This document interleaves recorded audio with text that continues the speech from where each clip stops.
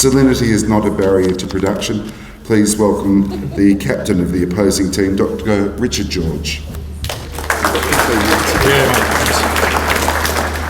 Salinity is a barrier. 30 years in salinity was what we got read out a minute ago, and 7 years for murder.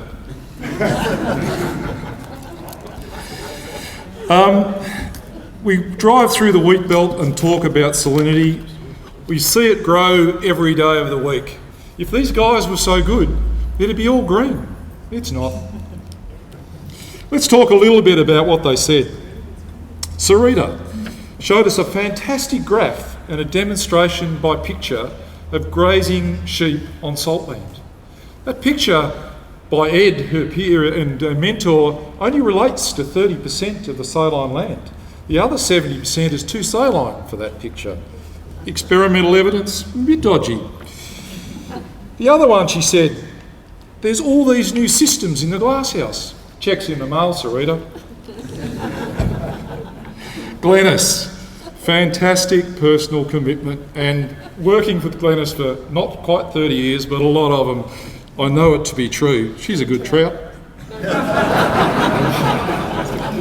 And the captain brings a bat to the team, puts up a graph that has nothing to do with salinity. Okay, saltland pastures. Are they productive? They can be a little bit. But what have you got to pay to have them? $1 for these new fancy saltbush? $500 a hectare to put them in a paddock? They cost around about 10 times the land of the value's worth, according to the Surveyor General's office. It's a tough gig. These guys also come without or with other options. They are multi-talented. They come with other options.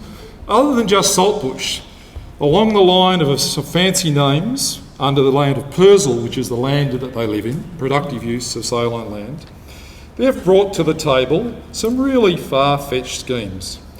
They've brought to us salt harvesting, experiments done in the Wheatbelt.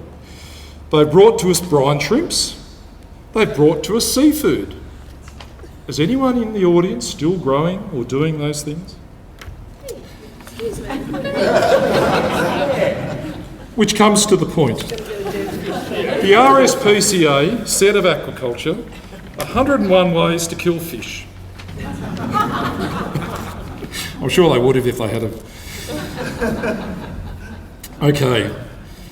If we go and talk a little bit more about some of the schemes that we've seen proposed in the last few minutes, we talk about scale. 1 million hectares. Do we actually know how many are actually being planted with some of these systems proposed? Do we know how much of the landscape you actually have to change to get an effect on salinity? A colleague of mine working at Merredin 30 years ago confronted me in 2000 and said, the truth about trees. And the truth about trees is pretty simple in the effect of saltland. It basically said you had to plant 10 times the area to trees to reduce the area of 1 hectare of saltland per 10 of trees. I think our case for production at salinity being a barrier is getting stronger and stronger. Let's look at some of the other cost-effective options that have been proposed. Now, the best of probably, or the first of these, was tamarisk. How many of us remember tamarisk? I think I need to say no more. Arguments about salinity and its growth have been made by Max. We've seen evidence of that being proposed across the scheme. And in fact, we think it's been proposed that salinity is actually getting less. That's not the case. Our surveillance monitoring network says that over 40% of our monitoring network continues to show rising trends, and we're probably going to see a double despite the change in climate. If we go on a little bit further, let's just talk about some realities. Into this landscape of which we're planting some of these wonder plants, we receive 10 to 30 tonnes of hectare of salt rising into their root zone. Are these systems really going to survive and produce high productive systems into the future? We wonder. The other one I pose the question of, for those that are old enough to remember the saltland trials going back 30 years, They're actually evidenced by 4 star pickets and a sign, surrounded by a little bit of grey land, or enclosing a little bit of grey land. It's a tough gig to plant that country and to make it survive.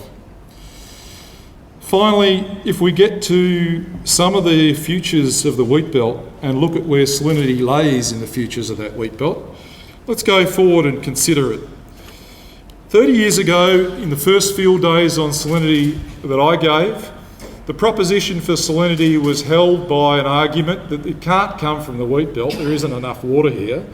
And I can remember arguments in the northeastern wheat belt about it had to come from the artesian basins to the west, it had to come from the Kimberleys to the north. We've come a long way in 30 years in owning the salinity problem. But have we come a long way in solving the salinity problem and making it productive?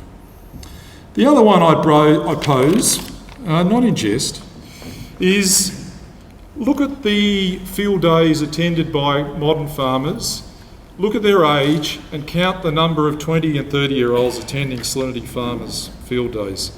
They're interested in other things. They're interested in GPS, in VRT and in high conservation technology.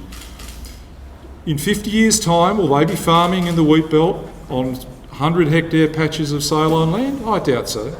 I reckon they'll be working alongside Rio Tinto next to the airport, because it's close to Bali, and they'll be driving tractors, sitting somewhere not far away perhaps. To conclude, Cess rose to the occasion with a call at 7 o'clock somewhere around about Pingelly from me. Thanks, Cess. She made it really clear that salinity is a problem, it is a productive consequence, and it's so said before all the public dollars invested and all the time and money spent by farmers and the energy of people in this room. Max gave us a great example, scaring the pants off farmers with the problem that exists and showing that it hasn't been beaten in 100 years and it's still growing out there today. And with all their excavators, they know it's a barrier because they find them every day, don't you, Max? Finally, in terms of evidence, we hold our case that supports the proposition that salinity is a barrier to production, and I thank my members for refuting those members. Thank you.